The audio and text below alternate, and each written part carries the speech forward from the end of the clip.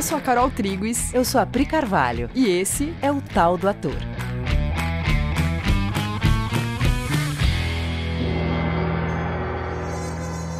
E aí, galera? Oi, gente! Gente, hoje a gente vai falar de uma peça chamada A Gaivota, do Tchekhov. Se você estuda teatro, você certamente já leu ou no mínimo já ouviu falar, que é daquelas peças importantes, né, para a história do teatro. Ela é considerada um marco do realismo, quando o teatro adentra o realismo como estilo, né? Certamente o Tchekhov não pensou isso quando estava escrevendo. Não, vou escrever aqui uma peça realista. O marco do realismo que eu estou escrevendo aqui. Mas é isso, a gente vai falar sobre A Gaivota. A Gaivota também foi a primeira peça que o Stanislavski montou do Tchekhov. Eu adoro essa informação. Que inclusive foi um fracasso estrondoso no primeiro momento. O Stanislavski teria prometido que nunca mais dirigiria, ou que não voltaria, tirou ela de cartaz, não voltaria a colocá-la, mas nada disso aconteceu, ela voltou a entrar em cartaz, enfim, hoje é uma das peças mais famosas da história do teatro. Sim, e aí a gente vai começar dando o contexto bem básico, né, porque a gente quer falar de uma coisa específica, mas só para contextualizar, para a gente não sair falando direto o que a gente vai falar, a gente vai dar um contexto da história. Então, alerta para nomes russos que ficam confusos até você pegar intimidade. Mas a gente tentou fazer de um jeito para facilitar. Estamos tentando aqui. Então, a peça começa e você vê dois jovens namorados no interior da Rússia. O Kostya, aspirante a escritor, e a Nina, aspirante a atriz. Ele, aspirante a escritor, é filho de uma atriz muito famosa e cresceu no meio de celebridades, o que para o Kostya sempre foi um fardo, porque ele cresceu sendo o único não famoso. Ele era sempre o filho da atriz importante. E a Nina cresceu no campo e quer ser atriz. Aí, eles estão ensaiando uma peça que o Kostya, que é o namorado dela, aspirante a escritor, escreveu com o intuito de escrever uma coisa nova, diferente do teatro da época, que ele considerava falso.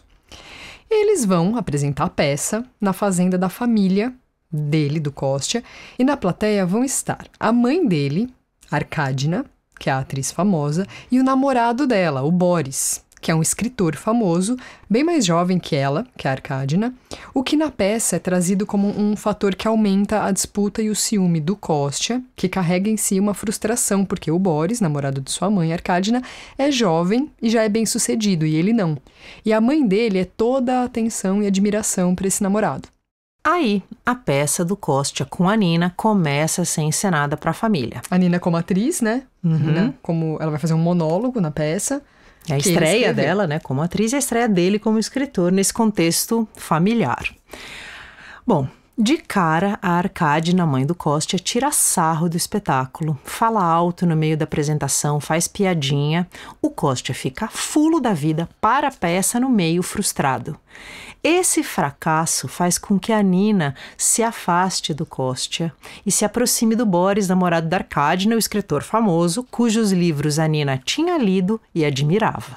E a gente vai focar aqui numa interação específica da Nina com o Boris, namorado da Arkadina, mãe do Kostya, que até então namorava a Nina. A gente vai pegar um começo do segundo ato, logo depois desse evento do fracasso da peça do Kostya. Então vamos lá, a gente vai ler um trechinho aqui, né? Começa lá. Bom dia. Bom dia, Boris Alexeyevich. Bom dia.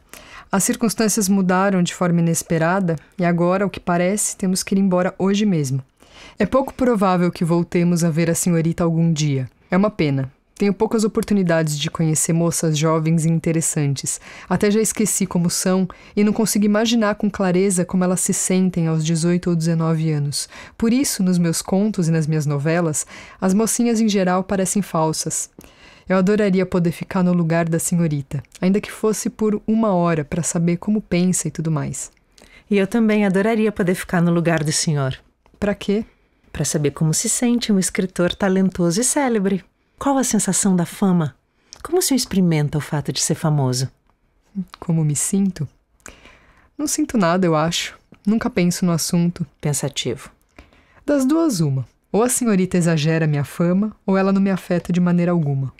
E quando lê o que escrevem a seu respeito nos jornais? Quando elogiam, é agradável, mas quando insultam, 2 dias depois, ainda me sinto de mau humor. Que mundo maravilhoso! Como invejo, senhor, se soubesse. Como o destino das pessoas é diferente. Uns mal conseguem arrastar sua existência tediosa e apagada, sempre igual às outras, sempre infeliz, mas para alguns outros, como o senhor, por exemplo, 1 em 1 milhão, o destino reserva uma vida interessante, radiosa, repleta de sentido. O senhor é feliz. Eu? Encolhendo os ombros. A senhorita está aqui falando da fama, da felicidade, de uma vida radiosa, interessante, mas para mim, todas essas belas palavras, me perdoe, são geleias de fruta, um doce que eu jamais como. A senhorita é muito jovem, muito generosa. A vida da senhora é deslumbrante. Mas o que ela tem de especialmente bom? Olha pro relógio de pulso. Agora eu tenho que ir para casa e escrever. Desculpe, não tenho mais tempo. Ri. A senhorita, como dizem, pisou no meu calo e já estou começando a ficar agitado e um pouco aborrecido. Vamos até aqui? Vamos até aqui. Bom, essa cena tem muitos elementos.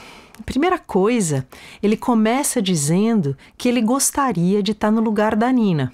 Porque as novelas que ele escreve, as mocinhas ficam falsas, porque ele tem pouco contato com garotas dessa idade. Lembrando que ele é namorado da Arkadina, que é uma mulher bem mais velha. Ele circula, né, em meio a adultos, a pessoas mais velhas, estabelecidas, a cultura, né, a elite cultural da época. E ele não tem contato com esse perfil da moça jovem, comum. E ele sente que isso falta para ele poder escrever sobre elas nas novelas, né, e nos contos dele. Então ele fala que ele gostaria de saber o que tem dentro dela ali para ele poder escrever com mais verdade. Quer dizer, ele chega, olha para Nina, né, e fala: você me interessa porque dentro de você tem um conteúdo que eu precisaria conhecer para melhorar o meu trabalho. Ele chega desse lugar. Sim. E ela não ouve que ele tem essa dificuldade de construção de personagens jovens nos livros dele. E para ela, aquilo é uma oportunidade para ela falar da admiração dela por ele. Tanto que a resposta dela é: eu também adoraria poder ficar no lugar do senhor. Você percebe que essa interação entre o cara famoso e a não famosa aspirante a famoso, bom, mesmo que ela não fosse aspirante a famoso, é meio arquetípica? É tipo, né, o não famoso conversando com o famoso. É óbvio que o não famoso tem que admirar o famoso, né? É meio arquetípico isso, né? A gente vê uma interação muito arquetípica. Ela desconsidera que a primeira coisa que ele fala para ela é: eu tenho interesse em conhecer o que se passa dentro de você. Isso para ela é impossível, esse interesse dele. Uhum. Não faz sentido. Sim, né? E ela lida com uma outra coisa. Na verdade, ela vê aquilo como uma oportunidade para falar: eu que queria ficar no lugar do senhor, né? Óbvio. Óbvio. E aí, olha só, ele responde: para quê? Quando ele responde para quê, é óbvio que do ponto de vista dele, que tá com isso na cabeça, né, olhando pra menina que ele gostaria de conhecer mais, ele não sabe pra quê, né? Não tem essa obviedade na cabeça dele de: claro, eu sou famoso, obviamente, natural que você queira ficar no meu lugar, faz sentido aí, né? Não, ele não tá falando isso. Ele pergunta ingenuamente, né, pra que você gostaria de estar no meu lugar? Sim. Porque tudo isso é óbvio pra Nina, né? Porque são coisas que a Nina tá vendo nele e valorizando muito, porque ela gostaria de estar nesse lugar, então vira um valor pra ela, né? E aí a Nina responde: para saber como se sente um escritor talentoso e célebre. Qual a sensação da fama? Como se experimenta o fato de ser famoso? Ela tem certeza que a fama gera uma sensação que ela não conhece, percebe? Uma sensação, né, da qual só os famosos gozam. Sim. Vocês percebem o nível de imaginação da Nina? A Nina olha para o Boris e ela imagina que ele sente uma coisa, né? E aqui o Chekhov está dando pra gente o ponto de vista da Nina sobre fama, sobre ser atriz, sobre o que ela está buscando quando ela pensa em ir para Moscou, ser uma atriz na cidade grande. Ela realmente acha que quando isso acontecer com ela vai sentir uma coisa que ela acha que o Boris sente. Todo mundo conhece essa sensação?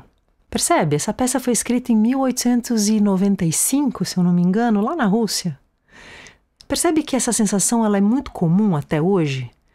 Né? Quando uma coisa acontecer comigo, uma coisa externa acontecer comigo, eu vou sentir tal coisa que eu desejo.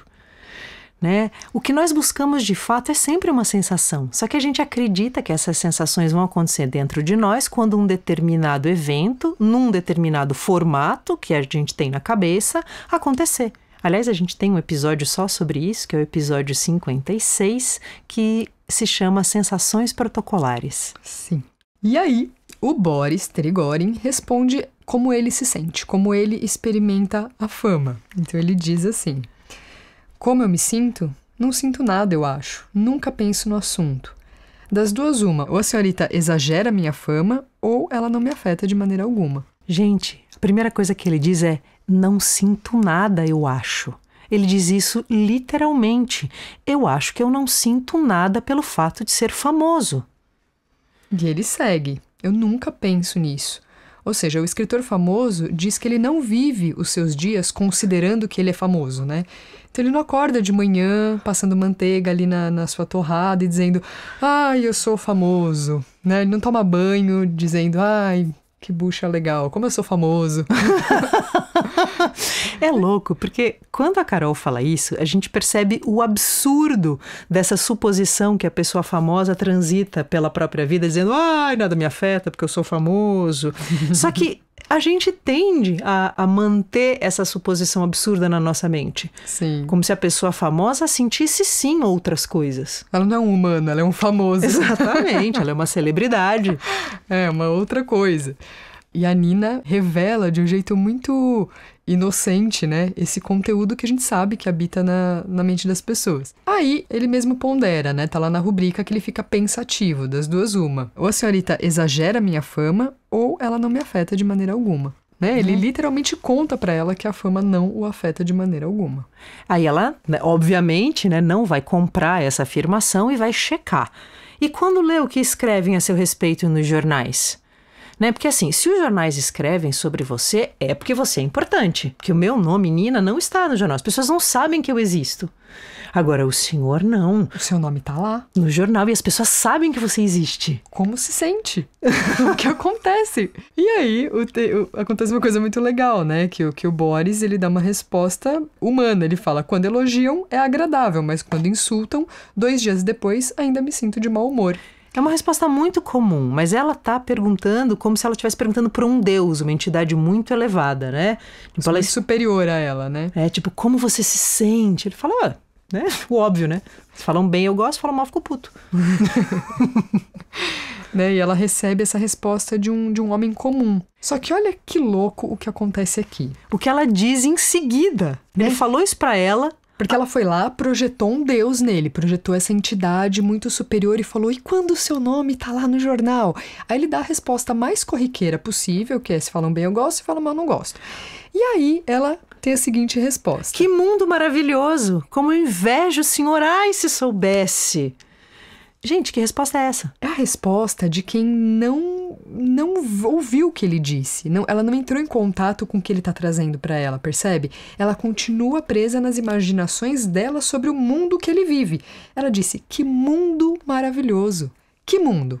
Ele falou sobre o mundo maravilhoso? Não, ele falou o oposto. Ele tá desesperadamente tentando contar uma coisa pra ela e ela tá só com as ideias que ela já tinha mesmo na cabeça. Ela não vai abrir mão disso. Essa fala continua com ela dizendo: como o destino das pessoas é diferente. Uns mal conseguem arrastar a sua existência tediosa e apagada, sempre igual às outras, sempre infeliz, mas para alguns outros, como o senhor, por exemplo, 1 em 1 milhão, o destino reserva uma vida interessante, radiosa, repleta de sentido. O senhor é feliz.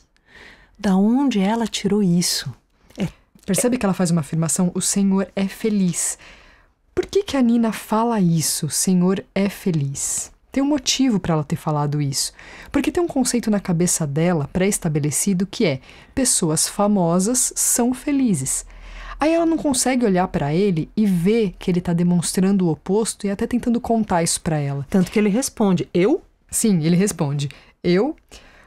A senhorita tá aqui falando da fama, da felicidade, de uma vida radiosa e interessante, mas para mim, todas essas belas palavras, me perdoe, são geleia de frutas, um doce que eu jamais como.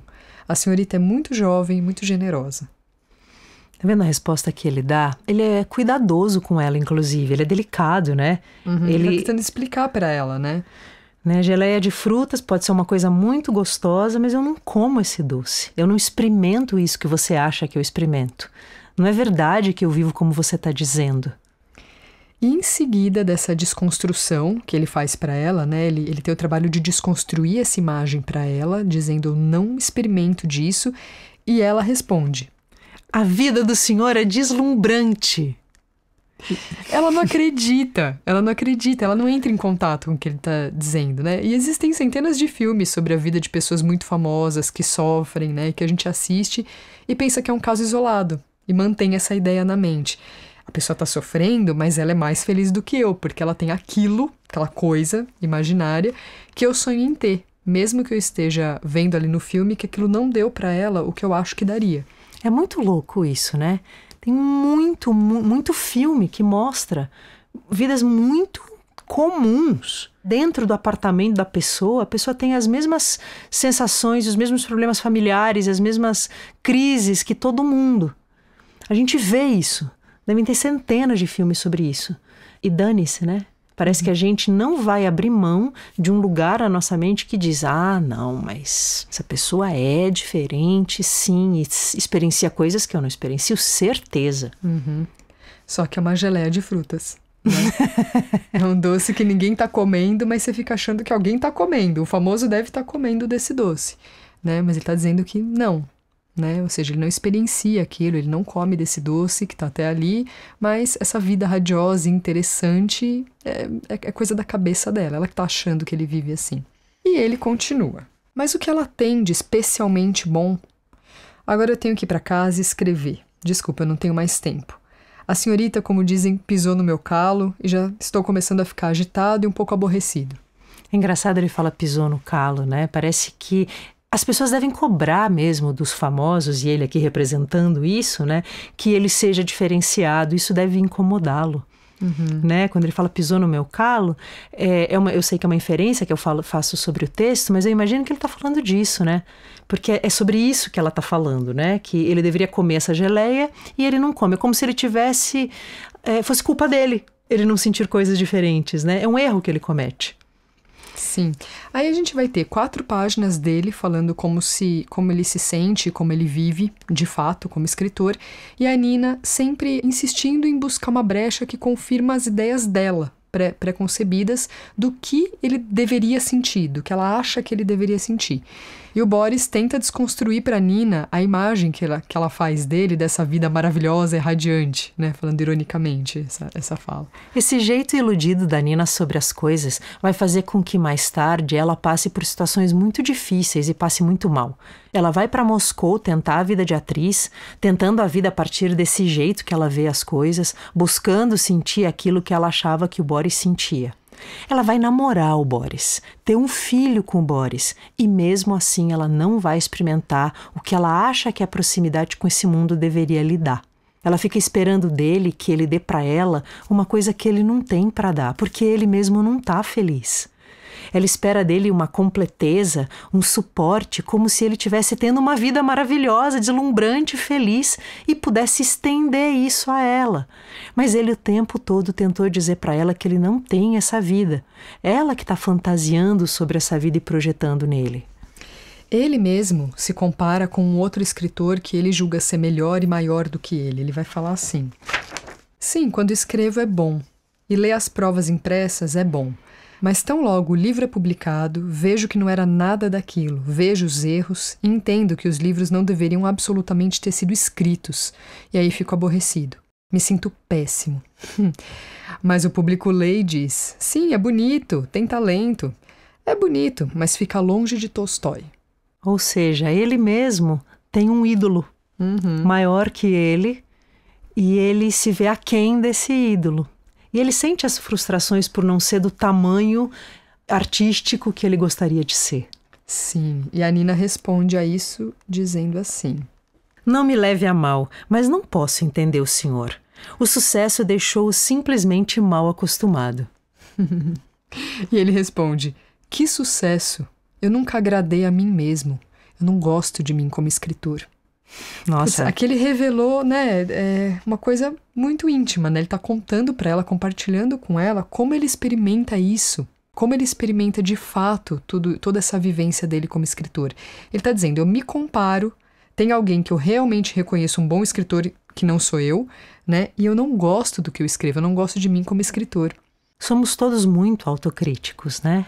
Não tem no texto realmente nenhuma opinião sobre a qualidade dos escritos do Boris, a não ser a opinião subjetiva dele sobre ele, né?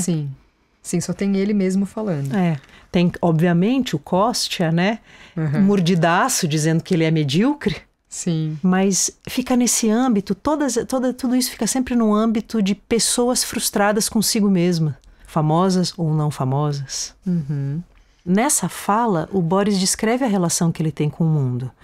O fato de ele ser um observador da natureza, do povo, dos sofrimentos, dos direitos do homem, como ele diz, um trecho anterior, esse trecho das 4 páginas, ele vai falar muito sobre ele ser um grande observador. Ele não é um escritor famoso do nada. Ele realmente é muito devoto a observar. Aí nessa fala ele descreve a relação que ele tem com o mundo, o fato dele ser um observador da natureza, do povo, dos sofrimentos, dos direitos do homem, como ele mesmo diz, e que ele fala sobre tudo, se afoba, e aí ele vai dar uma fala sobre isso que é assim: me pressionam de todos os lados, se irritam comigo, eu corro de um lado para o outro como uma raposa acossada por cães de caça. Vejo que a vida e a ciência avançam cada vez mais, enquanto eu vou ficando sempre para trás, como um mujique que chegou atrasado para pegar o trem. E no fim eu tenho a sensação de que só sei mesmo descrever paisagens e em tudo mais sou falso. Sou falso até a medula dos ossos. Ele sofre da síndrome do impostor. Sim. Ele, o escritor famoso, está se comparando com um mujik, que na sociedade da época é um camponês inculto. Ele fala que ele se sente como um mujik, um camponês inculto que perdeu o trem, né? E que está para trás da vida, né? Que tem uma vida acontecendo, que está sempre à frente e que ele não consegue estar de acordo com essa vida, né? Ele não está participando. Ele está descrevendo como ele tem vivido, né? Ele não está sentado sobre a sua própria segurança e tranquilidade. Ele está escrevendo sobre o que ele vê, quase compulsivamente, como ele diz, né, em outra fala, e lidando com pressões externas, querendo agradar, se vendo acuado, pressionado, aquém, em conflito com a própria entrega. Aí a Nina ouve isso e responde: o senhor trabalhou em excesso e não teve tempo nem vontade de reconhecer a própria importância. Talvez esteja descontente consigo mesmo, mas para os outros, o senhor é brilhante e extraordinário. Se eu fosse um escritor como o senhor, entregaria minha vida inteira para a multidão, com a consciência de que, para eles, a felicidade estaria apenas em elevar-se à minha altura, e aí a multidão me puxaria em uma carruagem. A Nina, ela não abre mão de falar dela, do ponto de vista dela o tempo inteiro, né? Ela tem vontade de ser admirada, ela tem vontade de ser vista como especial, de ser cultuada por multidões, e ela projeta isso, continua projetando isso sobre ele, né, dizendo: você, imagina, para você pode até se ver assim, mas não é verdade, a gente te admira, te ama, te adora. Ela não está ouvindo ele dizer: isso não está chegando em mim. Se é que isso acontece, que as pessoas o admiram, e ela mesmo, né, com a admiração dela, isso não chega nele. Isso não tem poder de mudar a maneira como ele se vê. Essa idolatria da Nina é totalmente sobre ela. Por isso não chega nele, ele segue sozinho. E o que ela está dizendo é: essa idolatria com a qual ela está olhando para ele é o modo como ela quer que olhem para ela caso ela seja famosa. Não sabendo que se isso acontecer com ela, ela vai se ver sozinha como o Boris agora está se vendo sozinho na frente dela. Sim, ela acha que se ela for admirada por muitas pessoas ela vai ser feliz, né? Ela quer ser admirada, cultuada, na certeza de que o resultado disso é: aí eu vou ser feliz, como ele é, né? Sim. Como ele é, certamente. Gente, isso é uma das conversas mais loucas, acho que da história do teatro, né? A pessoa tá falando para outra: para, isso não tá acontecendo, me ouve, me escuta. Imagina que louco. Ela como fã, que a gente vai ver na peça que ela leu todos os livros dele, ela sabe passagens de livros dele de cor, ela tem lá o ídolo na frente dela, para ela poder conhecer, né? Ele tá ali, na mesma casa que ela, passando a tarde, passando dias, ela pode usufruir dessa pessoa que supostamente seria o que ela mais gostaria, né? E aí ela pergunta coisas pra ele e ele responde. Ele fala literalmente tudo que ele pensa e sente pra ela. E ela não ouve uma palavra. Ela não ouve, porque ela tá presa nos conceitos que ela tem. Ela tem certezas que ela não permite ela abrir o coração e interagir com aquela figura que tá na frente dela. Ou seja, ela tá rejeitando o ídolo dela. Sim. Sem perceber, obviamente. Sem perceber. Mas ela tá se relacionando com alguém que ela criou na própria mente. Que solitário pra ele, né? Sim, e pra ela, né? Porque ela. Eles não estão conseguindo se comunicar aqui. E aí, nessa pira que ela tá entrando, enquanto ela tá nessa pira, o Boris, agora ele não tá sendo visto, então. Ele tá tentando compartilhar até uma dificuldade dele, né? Coisas que ele sente, as dificuldades dele. E ela não tem capacidade agora de acolher e compreender, porque ela tá presa nos desejos dela. O que ela quer é que o Boris supra as carências dela. Ela não quer conhecer o Boris de fato, né? Por isso que o Boris diz, eu me sinto uma raposa acossada por cães de caça, né? Ela tá sendo pra ele agora uma raposa. Sim, sem perceber, Sem né? perceber. Acossando o Boris, né? Achacando ele, sem ver, sem conversar com ele. Sim, e ela não tem consciência disso, que é isso que ela tá fazendo, né? Ela diria que ela tá admirando muito, que ela tá querendo bem. Não, ela inclusive acha que ele deveria agora estar mais feliz. Sim, porque ele foi reconhecido Exatamente. por alguém. Mas ele, de fato, não foi visto, né? Então, a Nina, ela tem uma fala que ela é bem emblemática nesse sentido do que a gente está trazendo aqui, que ela é um pouquinho mais pra frente, mas que acho que é importante a gente ler também. Onde ela fala literalmente, né, o que ela quer. Então, vamos lá. Em troca da felicidade de ser uma escritora ou uma atriz, eu suportaria o desprezo dos meus conhecidos, a penúria, as desilusões. Eu moraria num sótão, só comeria pão de centeio, suportaria a insatisfação comigo mesma, sofreria com a consciência das minhas imperfeições. Mas, em compensação, eu exigiria para mim a glória autêntica, estrondosa. Ai, minha cabeça está rodando. Nessa última fala, né, denota a embriaguez das imaginações dela, né? Sabe quando a pessoa sai falando uma coisa que tá na cabeça dela e perde o contato com quem tá na frente, né? Falou, até a cabeça dela rodar. E aí que ela mostra, né, que ela tá embriagada dentro das próprias imaginações. Bom, a gente falou bastante, né, usando o texto. Vamos conversar um pouco sobre essas sensações, sobre o que está sendo falado aqui. Vamos localizar isso na nossa mente? Vamos. Então, a gente conhece o lugar onde a gente fala, eu não sou feliz porque eu não tenho aquilo. Consegue localizar isso? Eu só não sou completamente feliz hoje porque eu não tenho aquilo. Mas alguém tem. Alguém tem, e eu não vou olhar com profundidade para saber se a pessoa que tem está comendo esse doce. Eu julgo que ela é feliz e ponto. Assim eu mantenho a ilusão de que eu não estou feliz porque eu não estou naquela situação. Mas se eu estiver na situação que ela está, aí sim. Aí eu seria feliz. E às vezes eu até posso fazer contato, né, com o fato de que a pessoa tem aquilo, mas ela não é feliz. Mesmo diante daquela oportunidade que ela tá tendo, que a vida tá dando pra ela, ela não tá sendo feliz. Mas é porque ela não tá sabendo aproveitar. Porque eu não desperdiçaria essa oportunidade. Se eu tivesse naquela situação que a pessoa tá, eu seria feliz. Com certeza.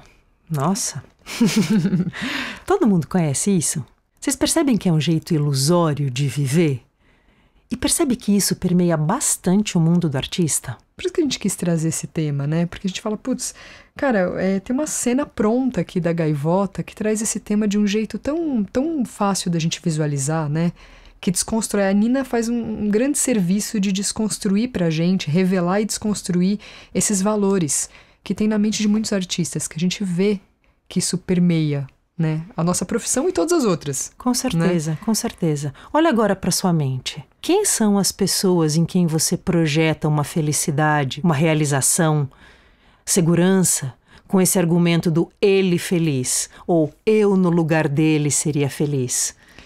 Se a gente for falar sério sobre felicidade, né, e todos querem sinceramente ser felizes, primeiro a gente tem que tomar consciência dos movimentos que nos distanciam de uma felicidade real, né? Tirar essas infantilidades, as confusões e projeções sobre isso. Por ficar mantendo a nossa mente nessa noção irreal, ilusória de felicidade, a gente deixa de buscar a felicidade aonde ela realmente está. Ela existe, né? A felicidade existe, né? A gente está aqui desconstruindo quantas imaginações tem ao redor desse assunto. Mas a felicidade, ela existe. Só que não nesse lugar onde a Nina acha que ela está, né? Onde a gente fica projetando, colocando. A felicidade existe. Só que ela faz parte da nossa existência. Ela não está em nenhuma perseguição ilusória. Uma coisa, um objeto, o outro invejando a minha posição. Não tem como essas coisas se transformarem em sensação de realização e felicidade dentro de mim. Isso é muito importante, porque a gente insiste em achar que a felicidade virá da aquisição de uma coisa de fora. Isso nunca vai virar felicidade. A felicidade, ela vem de uma experiência de contato com a própria existência. E não da aquisição. Você não vai ficar feliz porque você comprou uma bateria, porque você comprou um apartamento, nem porque você casou. São coisas que vão te dar uma sensação que vai durar um tempo e vai vai se desfazer. A pseudo-admiração de uma multidão não te traz por si sensação de utilidade e relevância. Felicidade, ela está muito atrelada a contato com a própria existência e a sensação de utilidade e relevância. O contato com a tua própria existência te gera a sensação de utilidade e relevância. O contato com o outro, relacionamento com pessoas, interesse por pessoas, te gera a sensação de utilidade e relevância. E a pseudo-admiração de uma multidão não te traz por si essas sensações. Realização e felicidade vem de estar quite com a nossa existência, da qualidade dos nossos relacionamentos, da nossa conexão com a própria vida e com Deus, com o amor que sentimos pelas pessoas e faz a gente ter interesse em ter ações que as ajudem. E aí sim nos sentimos úteis e relevantes. E todos nós sabemos disso. Sim.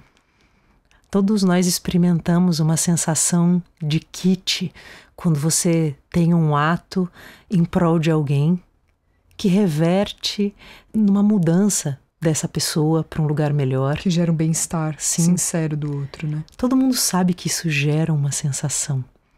Nós não desconhecemos isso. Nós só às vezes nos permitimos nos iludir. Então, que a gente pare de se iludir. Sim. Obrigada, Nina Boris Chekhov. Muito obrigada, Chekhov. Muito obrigada pela gaivota. A gente fez uma montagem de uma adaptação dessa peça, né? Com a primeira turma do Bases Imprescindíveis para o Ator Profissional, questionando tudo isso, né? A montagem foi em cima de todo esse questionamento que a gente está trazendo aqui nesse episódio. Bom, é isso. É isso, amores. Um recadinho, que é... Se você gosta desse podcast, a gente descobriu que se você curtir... Seguir, curtir... Isso, seguir... Ou uma coisa ou outra. Essas coisas, ele é distribuído para mais pessoas. Então, se você acha relevante esse conteúdo, curte, compartilha, segue, essas coisas. Tá bom, amores?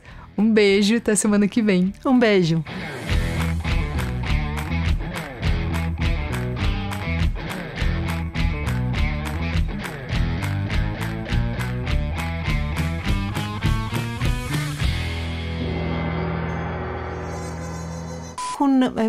Eu tô com uma coisa na cabeça, que a gente não falou o nome deles aqui. Desculpa, Léo, vou voltar aqui. De novo. Que carrega em si uma fruta... Rita, caralho. Eu me sinto uma raposa. Vou voltar, Léo, pra você não ficar louco. Nossa, gente, desculpa, eu tô errando tudo. Dino!